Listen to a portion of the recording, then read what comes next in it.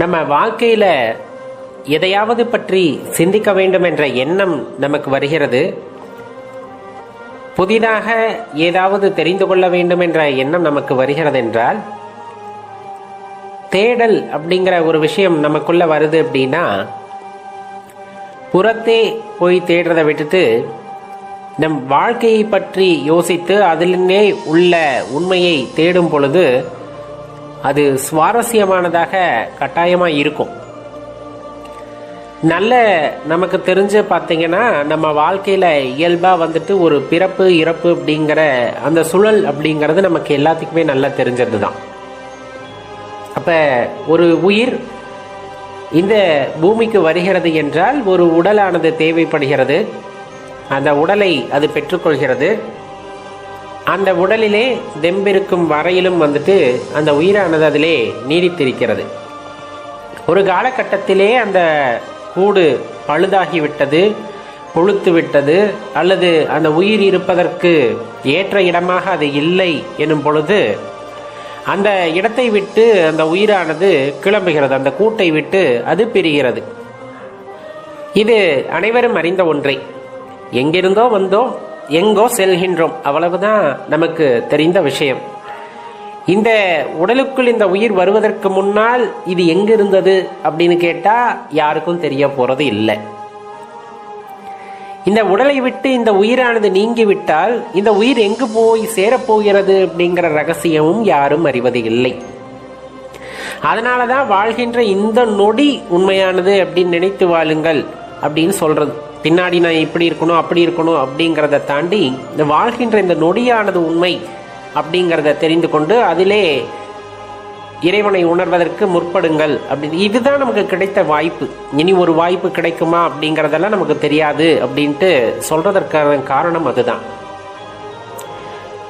இந்த பிரபஞ்சத்திலே நாம் வருவதற்கு இறைவனிடம் அனுமதி வாங்கியிருக்க வேண்டும். இறைவன் அனுமதித்திருந்தால் இந்த பிரபஞ்சத்துக்குள்ளே இந்த பூமியிலே வந்து அதிலும் ஒரு நாட்டிலே ஒரு உடம்பை எடுத்துக்கொண்டு அந்த உயிரானது இங்கு வந்து தோன்றுகிறது. தோன்றிய பின் அதனுடைய நல்வினை தீவினைக்கு ஏற்ப அதனுடைய கர்மாக்களை வந்துட்டு கழிக்க ஆரம்பிக்கின்றது. அந்த கர்மாவை முறையாக கழித்துவிட்ட பின்னர் எப்படி அது சாத்தியமாகும்? கழித்துவிட்ட பின்னர் அப்படின்னா, நம்ம முன் ஜென்மத்தில் ஏதேனும் தவறுகள் இழைத்திருந்தால் அதையெல்லாம் திருத்தி கொண்டு அதன் பின்னர் ஒரு நல்ல வழியிலே, நல்ல வழி அப்படிங்கிறது இறைவனை தேடுகின்ற வழியிலே, இந்த உடலுக்குள் உயிரை இறைவன் ஏன் கொடுத்தார் அப்படிங்கிற அந்த ரகசியத்தை உணர்ந்து கொள்வதன் மூலமாக, அந்த ரகசியத்தை அறிந்து கொள்வதன் மூலமாக நாம் வினையாற்றும் பொழுது நாம் செய்த நல்வினை தீவினை எல்லாமே கழிய வேண்டும். அதுதான் முக்கியம். நல்வினை இருந்தாலும் இன்னொரு பிறவி எடுத்தாக வேண்டும், தீவினை இருந்தாலும் அதை அனுபவிக்க இன்னொரு பிறவி எடுத்தாக வேண்டும்.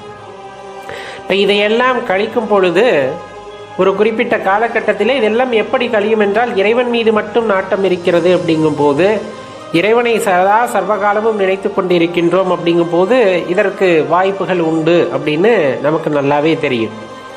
சித்த பெருமக்கள் நமக்கு அருளியவாறு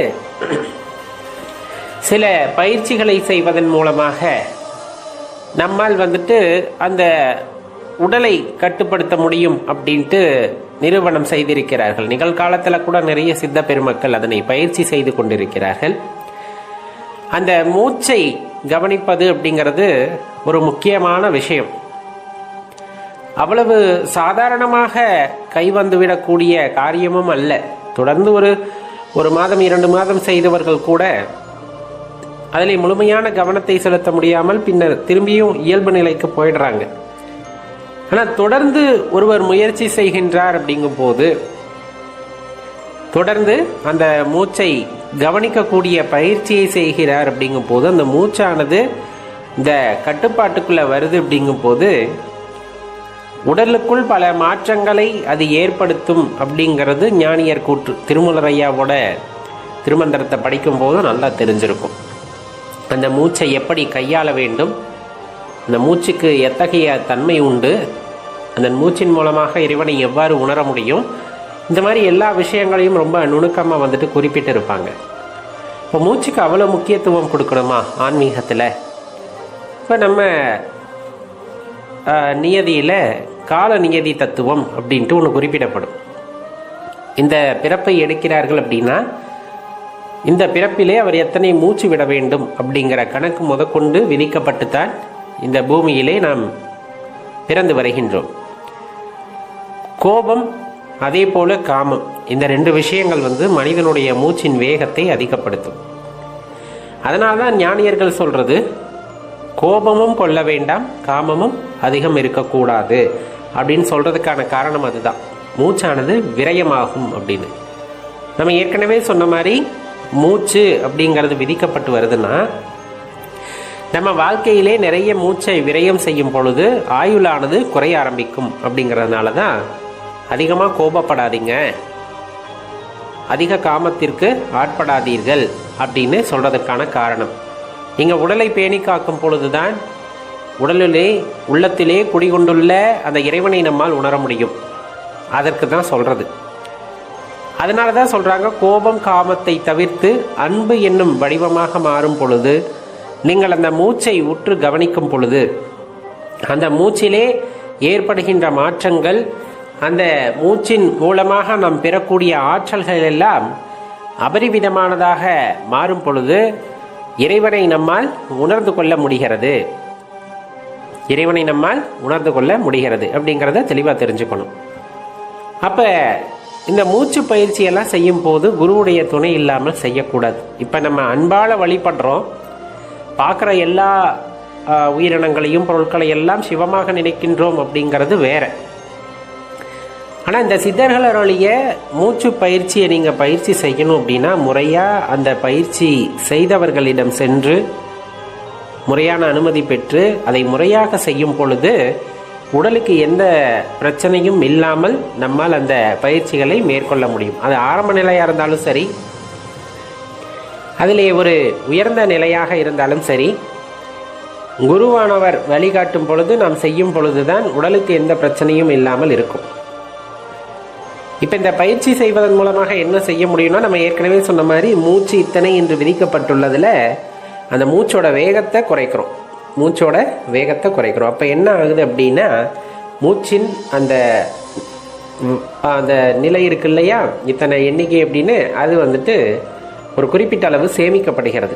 அப்போ அந்த அளவுக்கு நம்மளோட வாழ்க்கையானது நீளும் அப்படிங்கிறத தெளிவாக தெரிஞ்சுக்கணும். அதனால தான் மூச்சை முறையாக உள்ள இழுத்து நிறுத்தி அதுக்கு பின்னாடி மெதுவாக வெளிவிடணும் அப்படிங்கிறது. அது முறையாக பயிற்சி செய்ய செய்ய நமக்கு அது பலனளிக்கக்கூடிய வகையிலே அமையும் அப்படிங்கிறத தெளிவாக தெரிஞ்சுக்கணும். இதை பற்றி தேடி தெரிந்து கொள்ளுங்கள். அதே போல் முறையான குருவின் மூலமாக அந்த சுவாச பயிற்சி, மூச்சு பயிற்சியை நீங்கள் கற்றுக்கொள்ளும் பொழுது உடலிலே உள்ள பிணிகள் நீங்கி நீண்ட நல்வாழ்வு நம்மால் வாழ முடியும் அப்படிங்கிறதையும் தெரிந்து கொள்ளுங்கள் நண்பர்களே.